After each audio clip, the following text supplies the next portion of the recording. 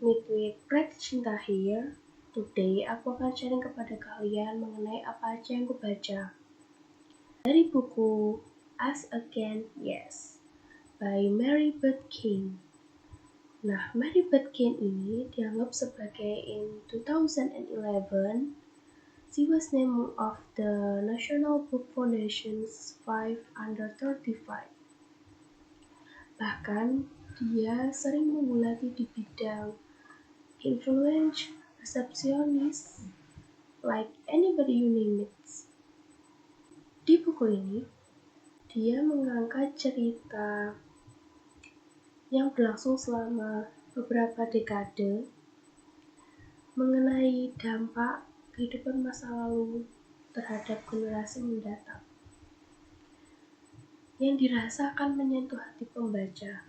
Dan dari semua buku itu, aku hanya akan mengambil ringkasan pendeknya saja karena aku tidak bisa mengungkap semuanya, itu hanya akan membocorkannya beserta pengalaman berharga yang bisa dibuat pelajaran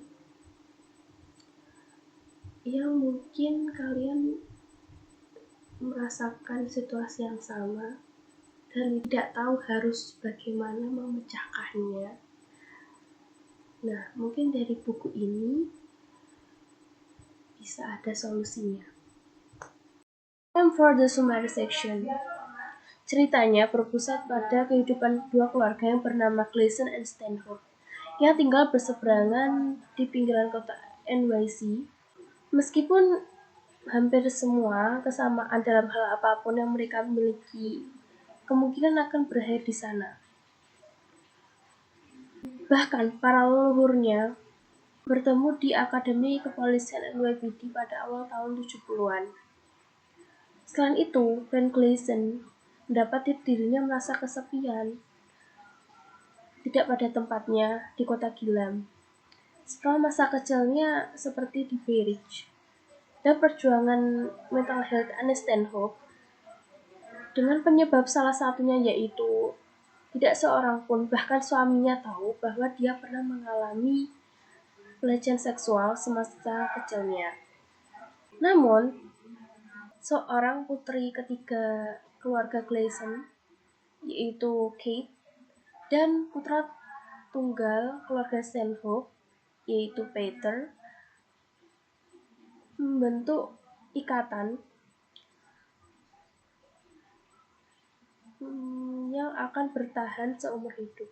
Persahabatan mereka berkembang menjadi hubungan yang mendalam dan bermakna. Meskipun terdapat perbedaan latar belakang keluarga, personally cerita ini sangat menarik. Tak hanya alurnya, pembawaan suasana pun berhasil menghanyutkan perasaan saya. Mulai dari tergerak berpikir, seolah-olah masuk ke dalam peran yang dimainkan dalam cerita tersebut, dan merenungkan hubungan sendiri maupun pilihan yang dibuat. Sehingga menunjukkan bahwa bukti kekuatan buku Us Again Yes ini dapat menerangi kondisi manusia dalam membantu memahami diri sendiri dan orang lain menjadi lebih baik. Bahkan ada salah satu frasa yang saya dapat dari sinopsis, yaitu ada satu malam yang mengejutkan.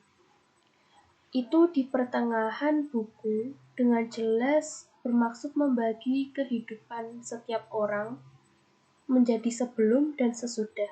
Saya rasa saya harus mengatakan bahwa dalam buku Us Again Yes ini adalah bacaan yang sangat lambat dan butuh beberapa halaman untuk terbiasa membacanya.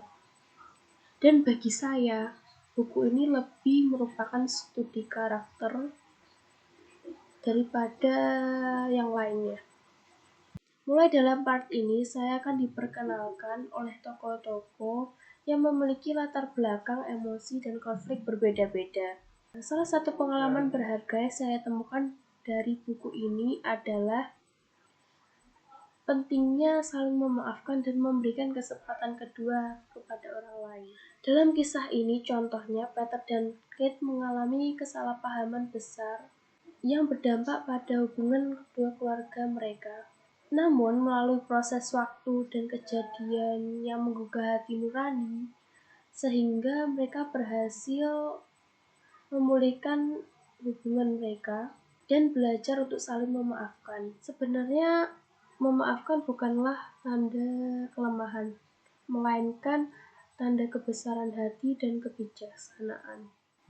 Selain itu, dalam buku ini kita diingatkan akan pentingnya komunikasi dengan jujur dalam menjaga hubungan.